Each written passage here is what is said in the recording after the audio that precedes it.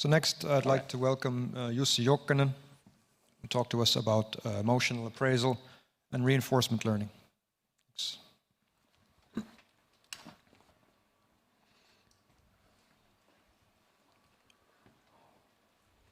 Thank you, Ben. Hi all.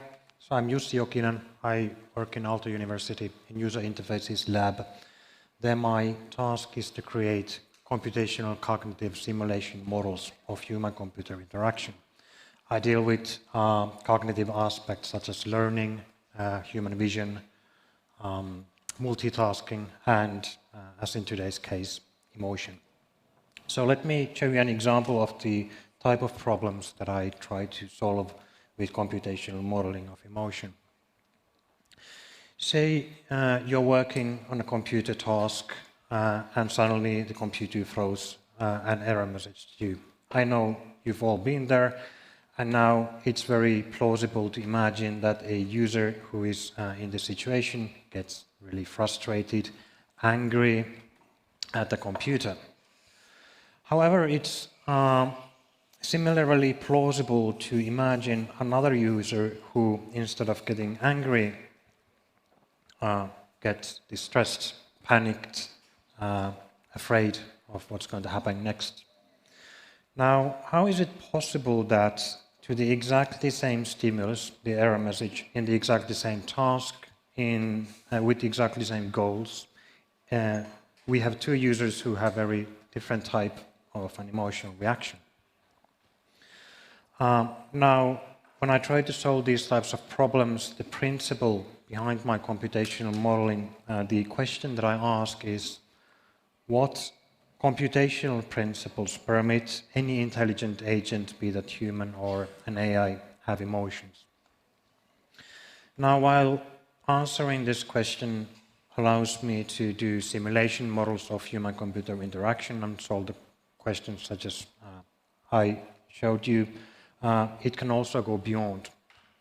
Any type of formal modeling of psychological theory, such as of emotion, helps us clarify that theory. It helps us remove unclear parts. It helps us hone the theory. It also helps in empirical exploration. For example, we can test different user interfaces.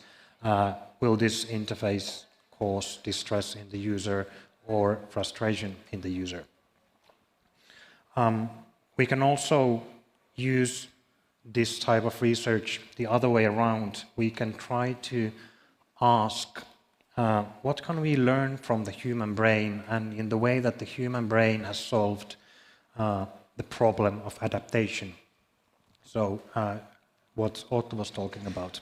And I suggest that emotion is part of that solution that the human brain has developed for adaptation. So can we advance AI by, well, basically giving AI parts of the emotional system of the human brain? Can we make intelligent cars have road rage? That would be cool. So grand goals, and of course, who doesn't want to have robots that can have fun? So let's take an example of what emotion is in a very prototypical scenario. Say you are walking on the garden, it's a nice sunny day, and there's something on the ground. Very quickly, your brain starts to process this stimulus. You get surprised. What's that on the ground? Is it threatening? Very quickly, this computation process forward. Your brain makes a threat assessment, assesses that this is a threat. You get scared. So it's a snake. Yucky. But then, after only some hundreds of milliseconds have passed, you remember that the kids were playing with the toy snake yesterday, and you realize that it's a toy snake. You get relief. But then you start thinking this was a bit embarrassing, and damn kids were leaving their junk around, so now you get angry at the kids. But finally, you know, kids are kids, so you can just laugh this whole episode. it was amusing in the end. So to the same stimulus, we have this progress in time wherein the brain computes, evaluates the situation from different aspects, using different resources that the brain has available, attention, long-term memory, planning, reflection in the cultural context of the episode.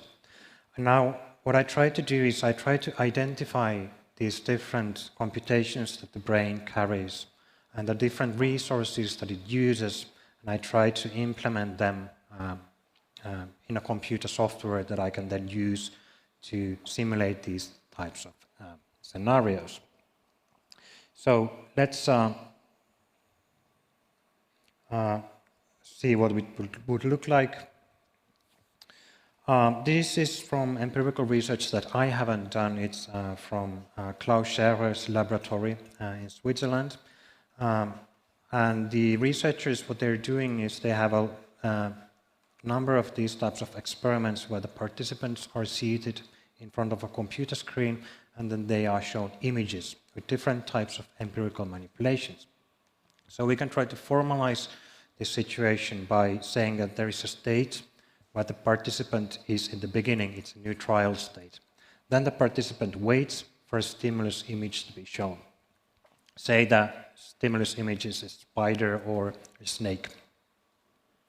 And now what the researchers are able to see in event-related potentials using EEG, they see a negative impact of this negative stimulus in the participants' evaluation of the situation.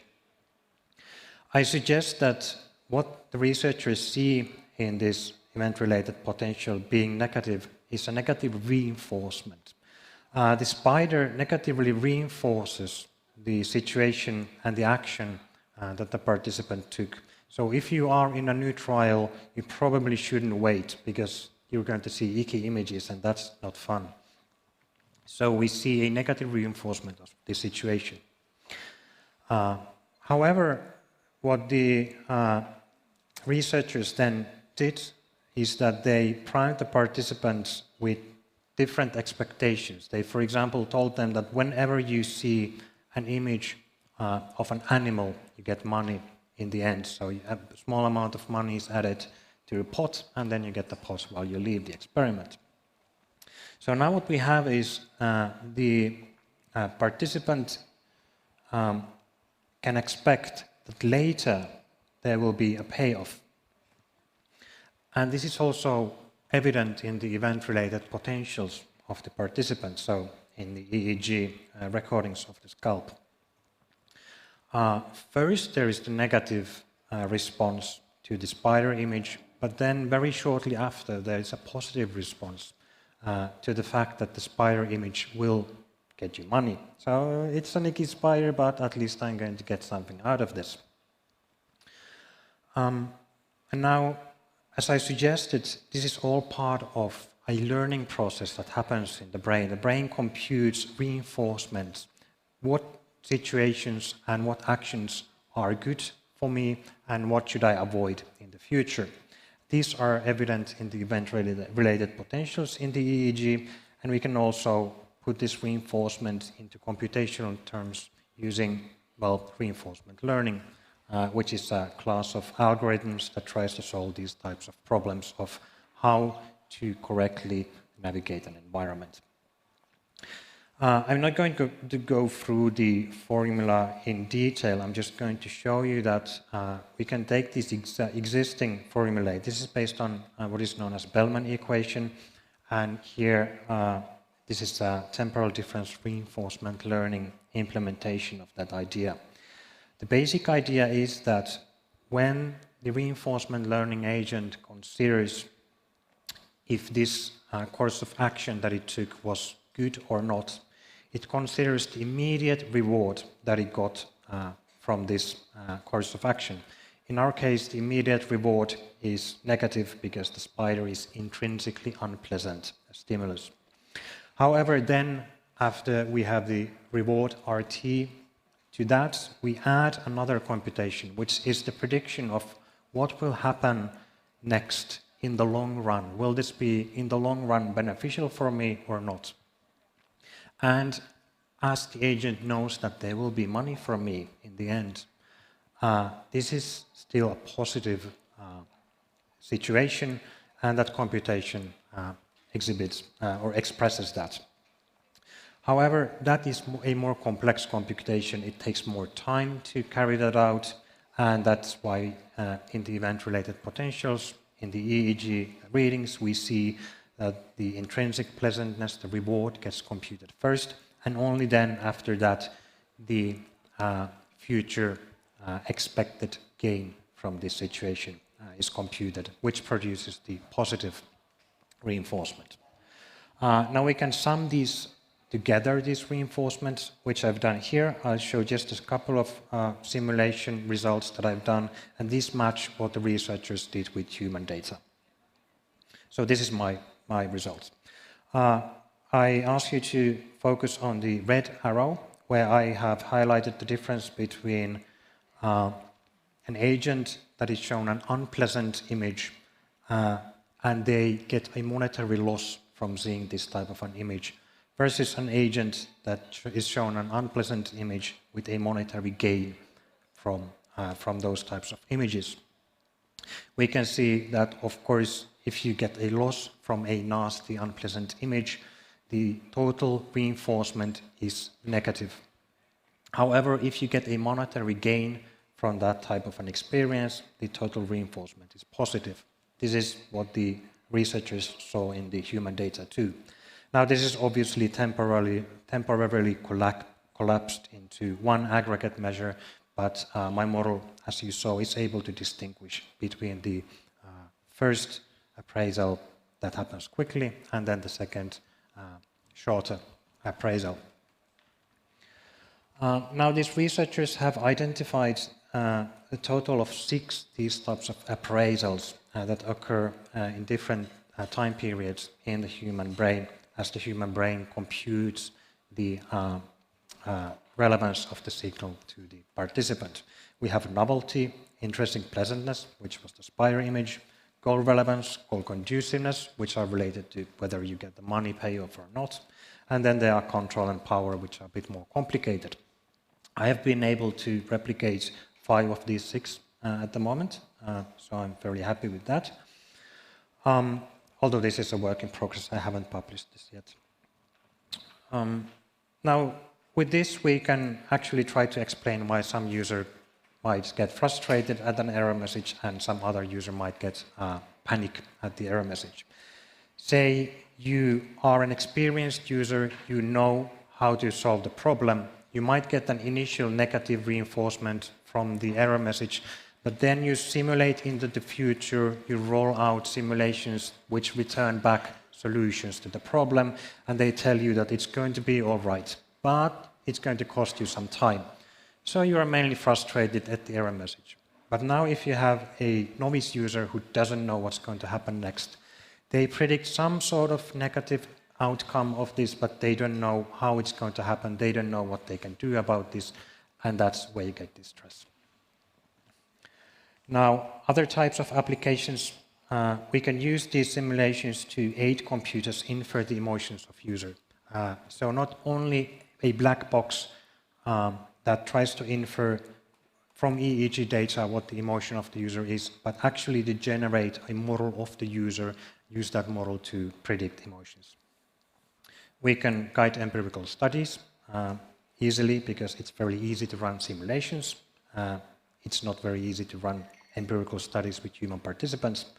And maybe in the long run, we could even design interventions to impact human emotions. This might have clinical impact, although I'm not suggesting that we are anywhere close to doing that.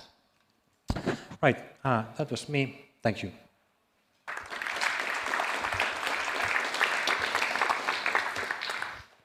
If we have any questions for Jussi,